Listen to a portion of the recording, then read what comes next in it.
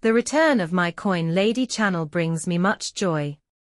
Thus, tokenization has been a major storyline in the industry for some time, and stable currencies have just lately emerged as the focal point of attention. Because, once again, stable currencies are a huge, underappreciated part of this sector. In fact, they were until Ripple announced, hey, guess what? It is en route, roused.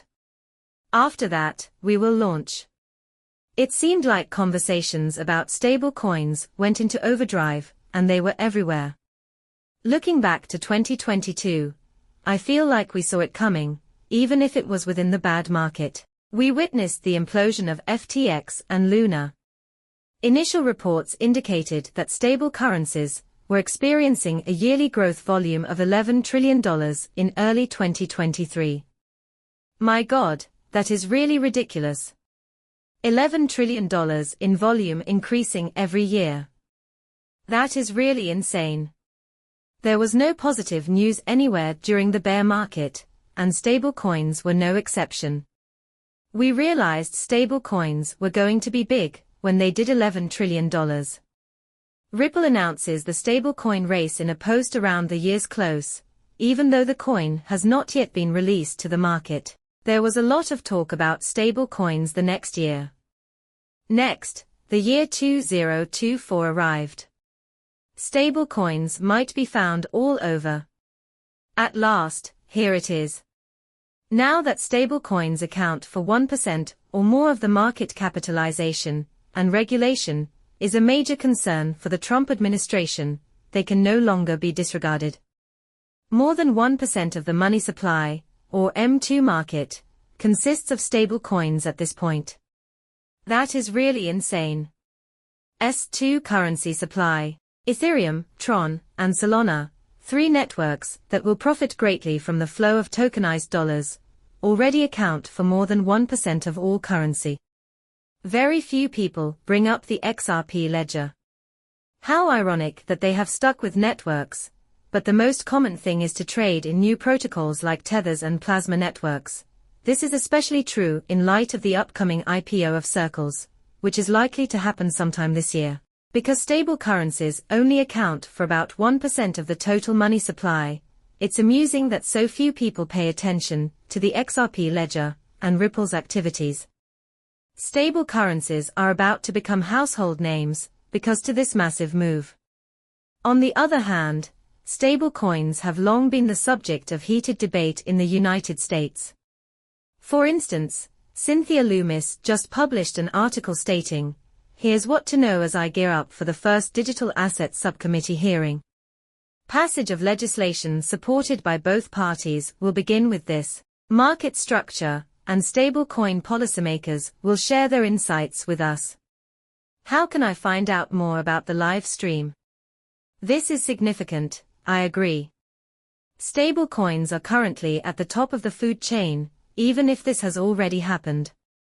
They are now receiving a lot of attention. Back in April, when the US Treasury met with Ripple, Believe, Stellar, Chainlink, and maybe Circle, among others, they discussed ways to incorporate CBDs, stable coins, and tokenized assets into the US financial system. Imagine how absurd it is that the Treasury was discussing how to incorporate Ripple, Stellar, Chainlink, and Circle into the US financial system while that sentence was still in my lips.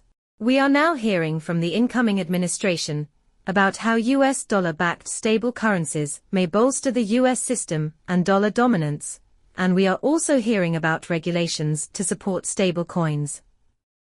This way, according to Jeremy Orle of Circle, the US dollar peg stable coin issuance needs to register to operate in the US. Now he's trying to get us to register, and has also been trying to get simple coins regulated. But for what reason? Isn't that right? I mean, the Circle is completely controlled. It is entirely regulated. When we consider Circle and USDC, it's quickly rising to the ranks of the most popular stable coins, and its proponents are calling for regulation to speed up the coin's expansion. Circle, however, is blissfully unaware of how far ahead of Ripple our USD is. The volume of Ripple USD, or USD, surged by more over 327% not long ago, which is a noteworthy development. Ain't nothing out of the ordinary. Indeed, the real trading volume was $203 million, which is encouraging, but ultimately insignificant. We still desire to witness Roust's full and swift growth. At this moment, though, it's not terrible for a new launch. However, we will quickly cover what is going to completely back Roust. Still, I feel obligated to start with this post as well. This year, PayPal aims to meet the needs of its merchants on a single platform by integrating its stablecoin into more of its products. Monica Long, president of Ripple, has given us some familiar-sounding information. This year, PayPal aims to handle all of its merchants' demands through a single platform by integrating its stablecoin into more of its products. Her words ring true, because RLUSD is now part of the whole suite of solutions offered by Ripple, which includes Ripple Payments, Ripple Liquidity, and Ripple Custody.